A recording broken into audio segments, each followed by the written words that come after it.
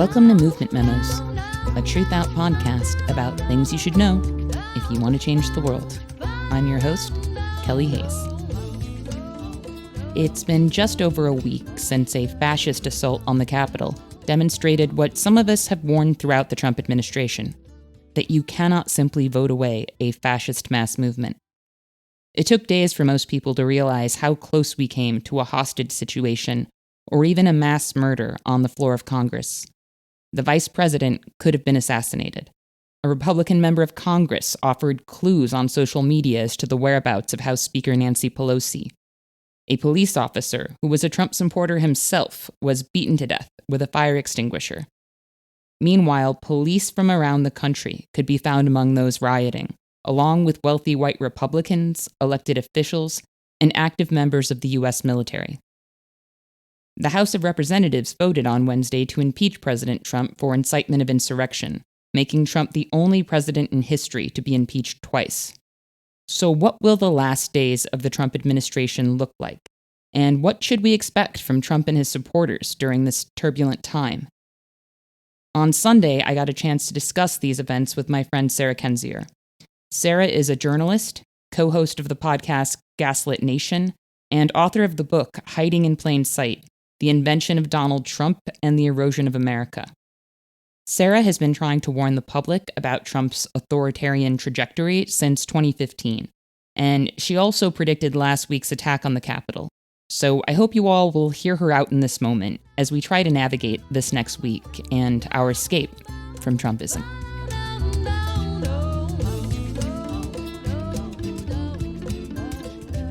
Many people were shocked last week when a right-wing mob raided the Capitol building in a violent spectacle that left 5 people dead. Others were less shocked by these events. One of those decidedly unshocked people is author and journalist Sarah Kendzior, who is with us on the show today. Sarah is the co-host of the podcast Gaslit Nation and a regular guest on Movement Memos. Sarah, welcome back to the show. Oh, thank you for having me. I say you're a regular guest, but I feel like some of you are sort of roving co-hosts at this point. Pretty much. I seriously just love our conversations, and I'm so glad you're here today. Oh, well, thank you for having me back. It's honestly therapeutic to talk to somebody else who actually understands what's going on, so that's great. It's one good thing. I hear that. Well, we have watched people react to this in a variety of ways. We have seen people acting shocked and surprised. We've seen a lot of nonsense about unity. We have seen a lot of obfuscation of the severity and character of what really happened that day. As someone who has been painstakingly trying to educate and warn people about Trump longer than anyone I know, what was your gut reaction when this happened? I was expecting this to happen because they had announced it. The perpetrators had announced it. The Proud Boys, members of QAnon, various militants had given out the date, the time, the place. Even before they had done that, there were people making statements that were making me concerned. Michael Cohen, for example, kept talking about January 6th as a day that Trump did not want to be in D.C. And something about the way he kept repeating the date and saying that made me think, well, perhaps something very bad is in store for that day. And this is long before it was announced. But it was not just the attack itself that I dreaded, but this sort of reaction to it, this sort of hesitancy, this ticking clock. It's extraordinarily dangerous. It's been dangerous the whole time, but the danger has been maximized now. If they do this kind of violent attack with 5 people dead, including a police officer, and there are no repercussions, then what are there repercussions for? How far will they take it? I think Trump really thought it was a win-win situation for him. If he really stopped the certification that day, maybe he thought he would really get to stay in power. But as a showman, I think he was really counting on the spectacle as much as anything. Presidents tend to legacy shop late in their terms, but I think Trump is more of a legend shopper. I think he thought that even if the siege failed, it would be the Remember the Alamo call of 2024. And we're seeing him kind of focused on the Alamo now. I also think he wanted his supporters to get hurt. I don't think he considered the possibility that they would kill members of law enforcement, because for one thing, I don't think he's much of a thinker. But I think he really thought that some of his fans would get mowed down and that he would have the upper hand in some way with that martyr narrative. What do you think is happening with him right now and how he's processing how this actually played out?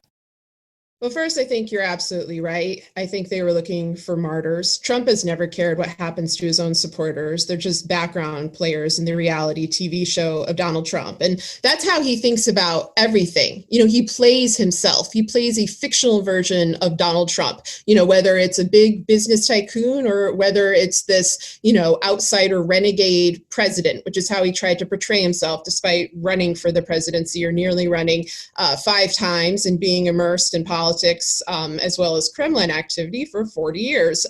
Nonetheless, so that is exactly what he was doing. He was trying to create images. He was trying to create a mythology around himself. He was trying to push the destruction of the United States forward, because that's the key thing to understand, is that he does not care if this country survives. He would, in fact, prefer that it doesn't, so that he and his oligarch and plutocrat backers can basically take what remains, can take what's left of the United States, divide it amongst themselves, sell off the resources and so forth, and make a lot of money. So that's what has distinguished him from similar past autocratic leaders.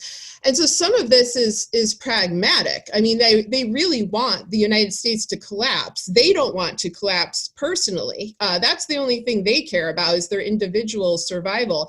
And that puts us as citizens in an extremely vulnerable and dangerous position. It puts officials in the United States government who are actually trying to do their job in a terrible position. And I also think this was an opening salvo for a number of reasons, in part because they've announced further attacks on January 17th and, of course, on Inauguration Day, but also because for all of the carnage on display, there was some restraint. There wasn't, as much gun violence as there could have been, as one might have expected at an event like this. And I've worried that they're saving, that level of carnage for closer to the inauguration. Trump does want to maintain power. He doesn't want to maintain it to govern. He wants to maintain it to continue this heist and to remain immune from prosecution. That was the case from the very start. And he will keep doing that unless there are serious consequences. And among the things that they need to do is make it legally impossible for him to ever run for any governmental position again. I mean, he should be in prison. He should be in prison for a variety of things, and that would also protect the public from his influence. It won't curtail the movement. He'll become the martyr of his own lost cause. But it is very important to remove him from power, because the way that this could go, it's not just about domestic attacks. They've also been worried about him starting a war with Iran, releasing weaponry. There are all sorts of very destructive things he could do, some of which would lead to irreparable damage. Absolutely. Not to mention that every day he's there, the situation is getting worse with COVID and this botched vaccine rollout. Experts are saying the new strain will be dominant in the US in February or March, which means we really don't have a minute more to lose to this tragic circus. In terms of the violence that's coming, I'm personally less concerned about concerted mobilization at this time than I am about the more unpredictable stuff, because something I'm seeing and kind of observing how Trump's people are reacting to all of this, I don't think they are any match for the FBI or the Secret Service in terms of taking on the inauguration itself, but I am concerned about the safety of leftist activists and writers, Democratic state officials, and also just people at large. I am concerned about the Trump fans who are very loudly looking to double down and planning upcoming mobilizations, but also about the people who are disillusioned with Trump. Because if you look at these right-wing forums, there are a lot of people who were ready to take violent action for Trump who now feel betrayed. So what happens to those people? Because I don't think they're just going to get therapy and put their lives back together. I mean, here's hoping. But I am concerned that even those who are breaking with Trump over this, those people aren't just losing a leader, they are losing a worldview. because they detached themselves a long time ago from any reality they share with you and me to anchor themselves to Trump. They let Trump tell them what was real. Even when he was rewriting weather reports or telling them not to believe their own lying eyes, they gave him that loyalty because he fed their delusions about themselves, that their humiliation, that their sense of victimhood is real, that they are the victims of this society, that marginalized people robbed them of their greatness. All of these really narcissistic ideas, and I don't think those ideas go away because Trump failed them. I am worried about the people who are looking for a new messiah, who might tell them that the problem with Trumpism was that it wasn't radical enough. I'm really worried about people committing random acts of violence to reassert themselves, whether it's in Trump's name or in the name of the movement they believe he's failed. Yes, absolutely. I see that playing out, unfortunately, every day with the targeting of people who have been who have, issued warnings and who are trying to, act in the name of the public good. I also agree that this is a disparate movement, if you can call it even a movement. It's not monolithic. When people would talk about there being a second civil war, they sometimes would frame it in this kind of 19th century fashion of, Union versus Confederacy or, across geographic lines. I never envisioned that. I saw a danger more of, many Timothy McVeigh type actors. And that's the thing, is that it just takes one person to cause an incredible amount of damage. And we just had the bombing in Nashville, and it's incredible that that happened. And it's basically just been forgotten. It's dropped off the news cycle, in part because no one died because of his bizarre warning beforehand. But it seems that he was motivated by a lot of the same online conspiracies, I guess in this case about 5G, that motivate some of Trump's acolytes. And he did blow out infrastructure for, I believe it was a 180-mile radius around Nashville, which itself is a threat. It is a danger. That was not a nonviolent bombing or whatever euphemism pundits like to throw out there to call him anything other than what he was, which was a suicide bomber.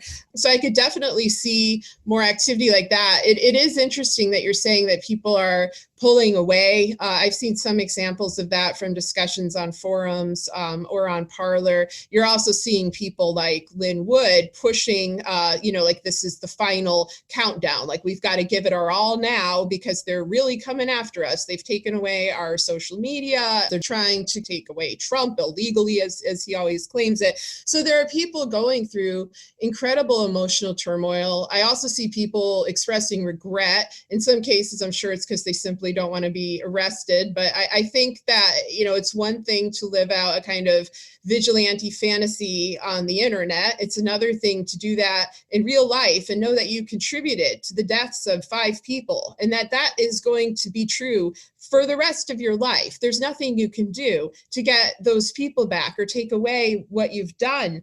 And so I do think it's hitting home for some people, but I also think it's probably useful in this situation to speak to experts who studied cults, like Jim Jones's cult, for example, and what happens when the leader knows that things are closing in on them. I'm not sure Trump actually feels that way. I feel like he doesn't have the capacity to realize it, or in his view, if he's going to go down, he's going to blow everything up. And that, of course, includes blowing up his own followers, using them as cannon fodder, which is essentially what he's doing now. But I think that people may be going through that very confusing emotional process. Many of them truly believed the lies that they were told. I was reading about the woman who was killed. What I had read about her was interesting, is that she started out as an Obama voter. She was kind of lured into the disinformation wormhole of QAnon. And one of the things that clinched it for her, that what they were saying was true, was the Epstein case and his arrest. And then suddenly all of the other fatuous claims that QAnon makes, for example, that Trump is a great savior and he's rescuing America from rampant criminality, from elite sexual predators and blackmail schemes, it all seemed validated. That case validated a worldview that was not based in factual reality for the most part. QAnon takes grains of truth and then smothers them in propaganda, and the propaganda is what they swallowed. And that's why they were willing to believe so many lies, about the legality of the election, the need for insurrection, and so forth. And obviously there are other things contributing to this. There's a culture of white supremacy. There's a culture of domination. There's this kind of exaltation and abuse. There are a lot of things going on, and I'm not excusing them. But I think one part of the propaganda operation may fall apart if our government simply comes clean about all of the crimes that it's committed throughout its history. Whether that will happen, I really doubt it. But I think it's what's necessary. One thing that I find absolutely alarming right now are the calls for unity, because oh God, yes. From where I'm sitting, a mob of white supremacists stormed the Capitol in the hopes of creating an autocratic fascist state because their leader told them to. And we're being encouraged to find common ground with these folks, as opposed to recognizing the severity of the threat they pose. For the Republicans, the calls for unity are like their only real option. They have nothing else. But calls to let bygones be bygones will be bipartisan. We already see the everyman mythologies some people are building around the Capitol raiders. To me, one of the worst things the media could do right now is pour fabric softener over fascism, trying to normalize these folks, and where they were coming from is dishonest and dangerous. In decades past in the United States, there were people who brought picnic baskets to lynchings. Mm-hmm. They didn't get their hands dirty, but they were still part of the lynching. So all this stuff about how some people were just there to go to the demonstration, I can't handle it. This isn't a vigil where violence unpredictably broke out. Those people who went to DC to stop the steal went there to halt a transition of power. They rallied around Hitler quotes and calls for trial by combat, and then they marched to the Capitol. And we could have wound up with a lot of dead congresspeople and Capitol workers. As is, 5 lives were lost.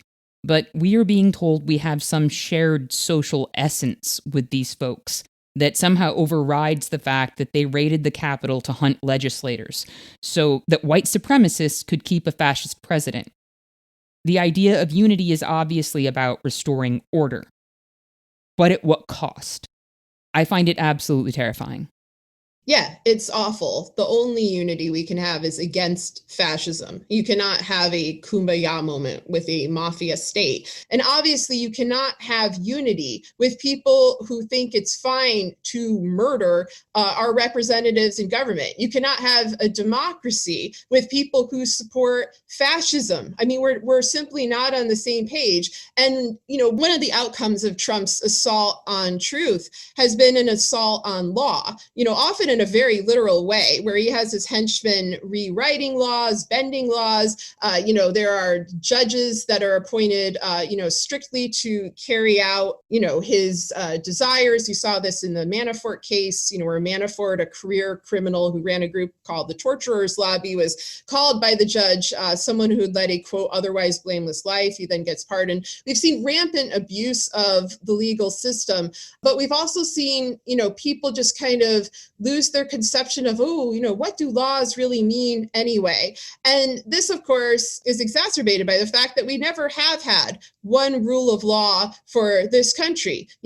Black Americans, Native Americans, other marginalized groups of Americans were subjected to one justice system, and white people, rich people, were subjected to another. And we see that in an incredibly clear-cut way. We obviously see that with these protests, if you want to compare them to the Black Lives Matter protests over the summer. And I think all of that, combined with the utter immorality or amorality of the media, take your pick, but just basically a moral void in which journalists don't seem to have any obligation to just describe what's clearly a lie, what's clearly a crime. They're still both sidesing everything. And you get a really terrible discussion.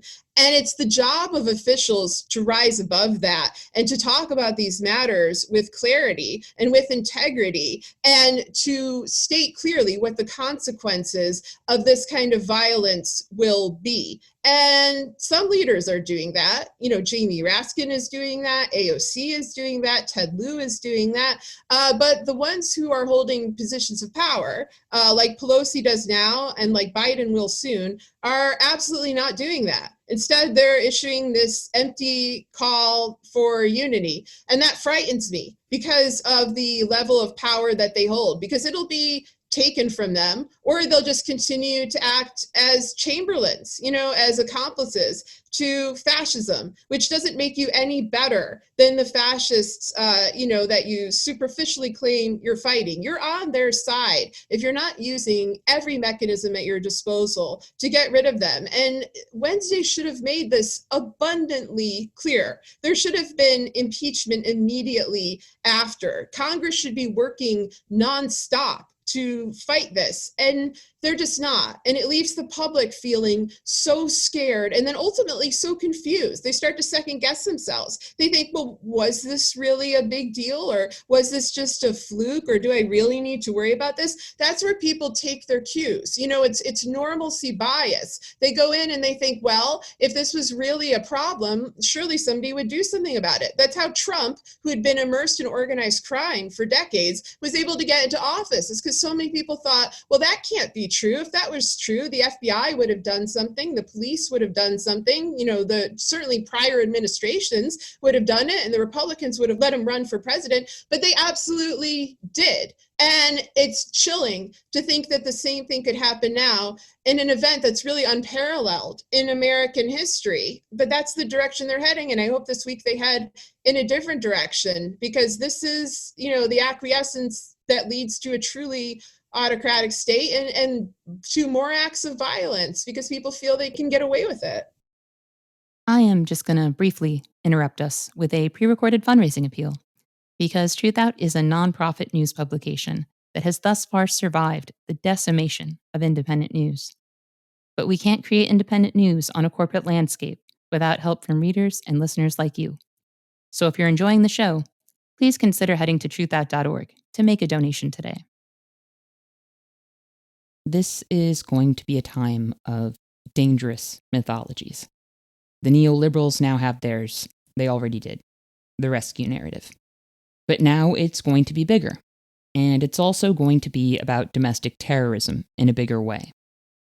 This country has been rerouting resources for years for the purpose of thwarting internal insurrection. And while people are saying the word insurrection with a lot of contempt right now, my feeling is this is no time to fawn over institutions or neoliberals. It's time to look at the board. The United States government is afraid of its residents. So afraid that it has a fairly uninterrupted history of infiltrating and violently dismantling groups that pose any ideological opposition. The U.S. has been increasingly militarizing its police for decades. This is an era of collapse, and the entire U.S. mythology is grounded in the idea that people have the right to overthrow their government when it sufficiently displeases them. So in a sense, the government is in a kind of constant PR war with its own premise. It has to be considered unreasonable to challenge this government.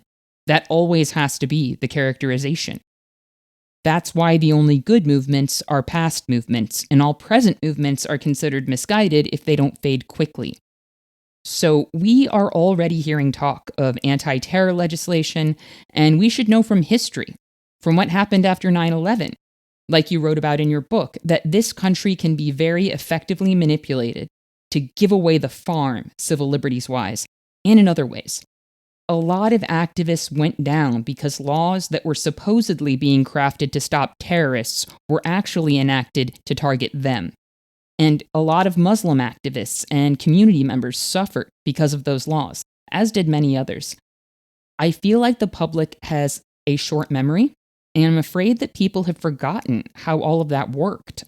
I'm also worried that if we get through this terrible week ahead and come out the other side, people are going to be so ready to throw their arms around Biden that they will let him get away with anything.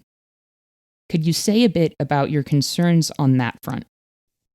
Yeah, I've been very worried about that. And that's actually a tactic that the Trump administration has been doing the whole time, is to just exhaust people to the point that they'll accept anything. And they want them to accept anything from Trump. This is why if Trump manages to read coherently off a teleprompter, you see all these pundits, exuberantly claiming that he's pivoted. It's all different now. It's a new tone. I mean, God, we even saw that this week. But one of the effects of that is that it then lends to Biden this, halo of relief over him that's undeserved. Biden should be judged on his actual actions, on what he does, not just that he's not Trump. Him being not Trump was a reason to vote for him in the election. It was absolutely necessary to vote for him because it was a vote against a fascist system. It was not a vote for a candidate or a party. It was a vote for, democratic continuity and a rejection of autocracy.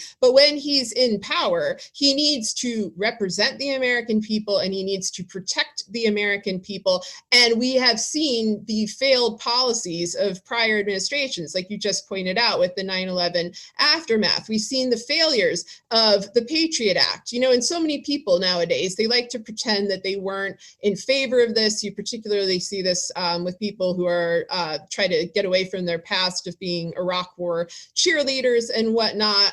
We need utter honesty, and we really need a strict chronology of decisions. I think you're right that Americans have a very short memory, and I think that memory has been bludgeoned by the trauma of the Trump administration. There's going to be a push to try to forget for that reason, because people simply don't want to remember the trauma. I mean, unfortunately, I think the trauma is really just going to continue in a straight line. It's not like this all magically goes away, as you know, on Biden's inauguration. But there's also going to be people who want Americans to forget because they don't want Americans to recognize similarities in way that different administrations run. It's the same people who like to portray Trump as a fluke instead of a culmination, where you could really see the roots of Trump in the Reagan era and then just, go right through the Clinton and Bush and Obama eras. Sometimes you're dealing with complicity and malice, and sometimes you're dealing with negligence, but it all adds up to an assault on our country and on our rights. And I think the goal is just to silence discourse and to do this whole kind of if you're not with us, you're against us thing to people who are just progressives and good citizens and who want the right thing for their country and who are looking honestly at the severity of our problems and wanting to know, well, what can we do to remedy these crises? I mean, we just have so many. We have COVID, we have climate change, we have domestic terrorism, we have rising fascism, we have systemic racism. They all need to be taken care of. And I feel like there's this encouragement to coddle our leaders, to treat them like little babies, like, oh, they're so worn out, they're so traumatized from this year. It's like, guess what? So are the rest of us, much more so. We don't have your money, we don't have your resources, we don't have your power. We're just getting fucked over, time and time again, while you sit there and say that you'll do something later. It's like, later's now. We've run out of time. And I'm not sure they grasp that. And I don't think that Biden is the man for the moment, but he's what we have. So, our job, I think, is to push this administration in that direction and to speak with those representatives who are willing to listen and willing to act on behalf of the American people instead of on behalf of donors or on behalf of some sort of mythology of American exceptionalism that they like to, perpetuate to justify terrible acts. Do you think he will pardon himself? And do you think he will pardon the people who are being charged with the Capitol raid? I do think he will try to pardon himself. Legally, I am not quite sure how that works. I mean, it's also possible he'll resign very quickly before he's about to go out and have Pence pardon him. I mean, he will do anything that his lawyers advise in terms of how to get immunity from prosecution, because he is a career criminal and there is a lot that he can be charged with. As for the people at the siege of the Capitol, I'm not sure. It depends what he wants to do with them going forward. I think he holds them in contempt. He holds his own followers in contempt because he thinks, you were stupid enough to fall for my shtick. Like, I literally live in a golden tower in New York City, and you think I'm a man of the people, and you think that I care about you. And so there's some element of that where I think he would kind of get off on the idea of abandoning someone just for sadistic pleasure. Also, if he does see, his fans pulling away from these extremist movements, having second thoughts, expressing those thoughts on social media, if he sees that, he may think that they need collective punishment, and so therefore they don't get a pardon. But if he thinks that the wind is blowing his way, that he's leading a successful quote-unquote insurrection, and that a pardon of these individuals will help stimulate that, will help continue the chaos and destruction, then yeah, it's just whatever is, of greatest utility to him at the time. He's a transactional figure. So I think it could really go either way, depending on how the next 2 weeks play out. I absolutely agree. I think he will take steps to try to ensure his own immunity, and I think he is probably equally willing to sacrifice or spare his supporters who have been arrested, depending on what he thinks will serve his self-interest. For Biden supporters, I think we're definitely going to see a lot of 9/11 energy at work here. We were already in trouble in terms of folks wanting to invest in Biden as a savior figure. People really want to believe they're being rescued right now, so they are poised to accept a lot of things as necessary that are not necessary. And the world is in a terrible place for people to get into that mindset. A lot of leftist protesters and dissidents are going to be thrown under the bus with that energy, so we need to interrupt that. But we're also in a place where people are going to be increasingly treated as expendable, because that's the reality of how things are playing out under the pandemic. We're already seeing that impact, and that's consistent with the general narrative of neoliberalism, of disposable people, of unavoidable costs. So all of you listening, this is a really important moment, and I need you to hear me on this. You have to be an ambassador for reality, because a lot of people aren't going to want anything to do with it in the coming months. You have to hold on to facts, and you have to be someone who reminds people of what makes sense and what does not. This is going to be a war of mythologies, neoliberal and right-wing, whatever shape that takes in the coming months. And the endgame of both of those mythologies is that you lose. If we allow the neoliberal narrative and the fascist narrative to duke it out for dominance without intervention, we are all fucked. But the good news is that there are better narratives. Those narratives already exist. We have persuasive storytellers in our movements, and we have people who want to learn to be persuasive. We have people who know how to organize other human beings, and people who want to learn how to do that. All of you listening have to be storytellers. You have to tell the truth and hold on to its value and insist upon that value. In 2016, Sarah warned us about the horrors that would be sold to us as normal under Trump. Under Biden, we must be prepared to face the horrors that will be sold to us as inevitable, because that's what neoliberalism will do, if we allow it. There is already an expendable class in this society that encompasses numerous communities, and that class will widen. You cannot maintain the current norms of capitalism and not have widespread, unnecessary suffering and mass death, particularly under the conditions we are about to be faced with. You simply can't. It's a fantasy.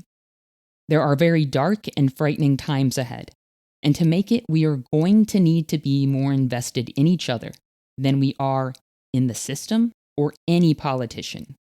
We need solidarity, not saviors. Austerity kills, and we are going to have to live in opposition to that. Sarah, is there anything else you would like to add to that? No, that was beautifully said, and I hope that everybody takes that to heart. I mean, that I couldn't agree more. Make that an audio clip or something, seriously, and spread it around Twitter, because that is exactly what everyone needs to hear right now. Well, Sarah, I want to thank you so much for joining us today. I always look forward to talking to you. Oh, same. Thank you very much. I also want to thank our listeners for joining us today. and to thank you for your patience with our somewhat irregular schedule. My health has had a lot of ups and downs this year, and our air dates have fluctuated right along with it. But as we approach the end of this season, I just want to say I am so grateful for the support and solidarity our audience has shown during this first year of the show. I will have more to say about that in the season finale. But for now, I want to thank you all, and to invite you to join us for the 2 remaining episodes of the season. Next week, you will be hearing from me and Shane Burley about what you need to know about fascism in the coming era. Until then, let's make it through this week, friends. And remember, our best defense against cynicism is to do good, and to remember that the good we do matters. Until next time, I'll see you in the streets.